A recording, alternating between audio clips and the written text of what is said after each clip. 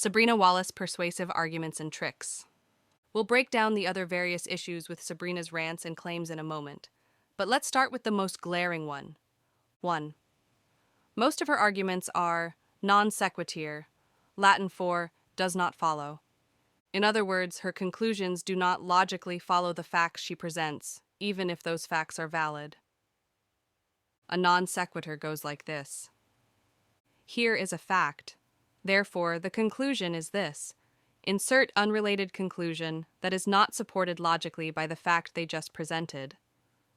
This is part and parcel of Wallace's style. She reads white papers that talk about how technology can read biosignals inside the human body and claims that this government stole our biofield. Yet she fails to provide evidence to assert her claims. She smugly reads excerpts from these papers and other scientific texts and then takes giant logical leaps, leaving the viewer confused as to how she arrived at that conclusion. For another example, take this video by Wallace. Around the 2:51:57 timestamp, Sabrina shows a news article on screen. As she prepares to read a quote from the article aloud for the audience, she makes sure to repeat numerous times that the quote is from the Supreme Allied Commander of Transformational Change of NATO, North Atlantic Treaty Organization. She seems to have a high amount of respect for NATO, ironic, as this organization is inseparable from virtually any global anti-human plan, including her alleged cyborg phenomenon. A quick aside, by focusing on this NATO commander, she uses a rhetorical trick called appeal to authority, wherein someone seeks to strengthen their argument merely because someone of authority said it. But authority is an arbitrary term anyhow, and is not a valid piece in a sound scientific argument. It's difficult to isolate one logical flaw at a time in Sabrina's nonsensical rants, as she often layers multiple errors together. But let's continue. This is the quote she read aloud. Analysis that previously took hours or days, such as processing large amounts of sensor data, can now be done in a matter of seconds, he said. And Wallace immediately follows the reading of the quote with this statement. This has to do with brain-computer interface in multiple formats. But no, that's not at all what that means. It doesn't have to do with brain-computer interface in multiple formats. And if it does, it's certainly not evidenced by the quote she read.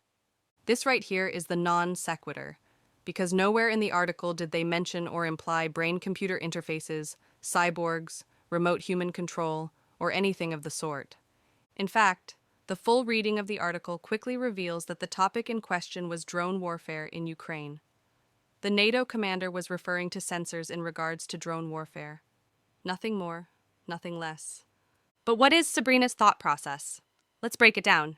NATO is an authority, so therefore what I'm about to read is legitimate. Look at this guy, he's a commander in NATO, so that's further proof that what I'm saying is legitimate. They said the phrase sensor data. That automatically means they're talking about brain-computer interfaces, even though it was not mentioned at all in this article. Non sequitur, a huge logical leap that just doesn't add up. Watching that video or another one of hers will give you a glimpse into the Sabrina Wallace experience. But to save you the time and mental pain of doing so, here is a summary of the other manipulative and erratic communication tricks that Sabrina often leans on in her many rants. 2. She defaults to emotional appeal. Wallace is very passionate.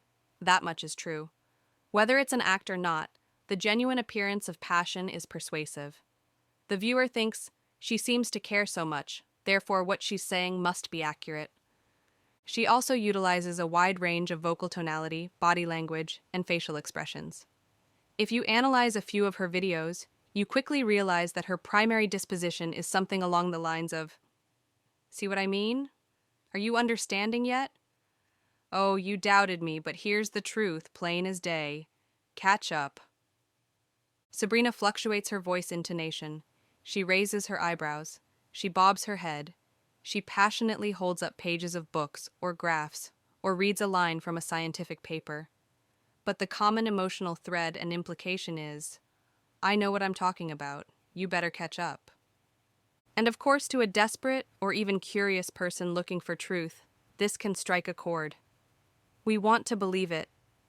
But the problem with Sabrina Wallace is, emotional appeals aside, There's just no valid reason to believe it. The burden of proof is on her, and she doesn't provide it. 3.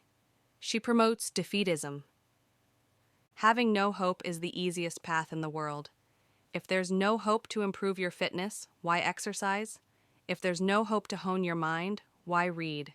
If there's no hope to save humanity, why do anything at all? The idea that there's no hope is called defeatism. And if you're defeated, it removes the motivation to fight, to dream, to rebel, to build community, to live life to its fullest. Sabrina Wallace sells the lack of hope. She sells defeatism. She seems to believe that the world is done for. It's over. Her only proposed solution of the biofield doesn't have any validity or scientific experimentation that can be analyzed or reproduced.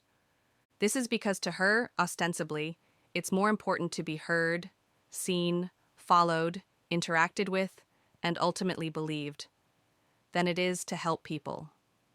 It seems possible that Sabrina has given up on life, in any real sense of the concept. In contrast, the one thing that still gives her energy, the one thing she feeds off, is people reacting to her videos. This validates her. It validates her worldview. It validates her ego. Misery loves company, does it not? She's the crab at the bottom of the bucket, pulling others down. 4. Brigading/astroturfing. In the online world, a few dozen or a few hundred people can quickly infiltrate someone's YouTube, Rumble, or other social media channel. They can clog up comments, spread fear and confusion, and essentially change the temperature of the room. A web analysis reveals that Sabrina only has about a few hundred real-life followers, and only about 20 of her followers comment regularly on her shows. The thousands of others appear to be bots, fake accounts run either by AI algorithms or by people around the world for low wages. Yet with hundreds and thousands of bots, it's easy to brigade or astroturf against someone online. Since Sabrina doesn't rely on facts and evidence, she apparently utilizes this in her arsenal of persuasion to discourage opposing viewpoints or anyone who criticizes her. A virtual army of anonymous accounts, bots, spread her content like wildfire, swarming online communities and individuals that disagree with Sabrina, seeming to target ideas and individuals in the alternative health, freedom, and technology space particularly. These bots play on people's natural inclination to doubt what they are seeing, even if correct, due to larger group pressures. This phenomenon was illustrated powerfully in the Asch conformity experiments. In the 1950s, psychologist Solomon Asch asked participants in a group setting to match the line lengths on the left with the correct lines on the right. The task had an obvious correct answer, but actors were inserted into the experiment with only one real participant for each session. The actors were instructed to intentionally give the wrong answers. At first, the real participants matched the correct lines, but they eventually bent to the consensus of the group and began giving the incorrect answers as well. Around 75% of participants conformed at least once, even when the correct answer was very clear. This shows an undeniable aspect of human psychology. Social pressure can override critical perception and truth. This is an age-old trick to hijack the way people process the validity of an opinion. In Sabrina's case, if more online comments are seemingly in support of opinion X, the bots, instead of opinion Y, the target, then her argument must have more validity, right?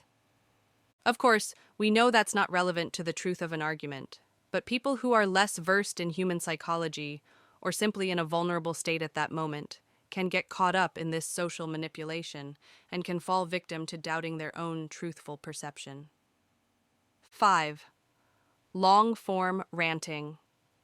Sabrina has the ability to rant for hours at a time, jumping around with storylines, consistently repeating herself, using pseudoscientific terminology and wordsmithing. She'll often do this with no break and no edits. She is entertaining, if nothing else. But this is another form of emotional manipulation. Humans perceive a longer-form argument to be more legitimate. The student who prepares a 5,000-word report for school gets a better grade than the student who prepares a 1,000-word report, all other factors being equal. In this flawed paradigm, Length of time or otherwise equals legitimacy. 6. Appeal to authority, lying about her family, personal past, and technology credentials. While Sabrina's claims cannot be validated with scientific or logical methods, she does attempt to create an air of authority around her talking points by suggesting she has real-life experience with government control programs, agents, and technology.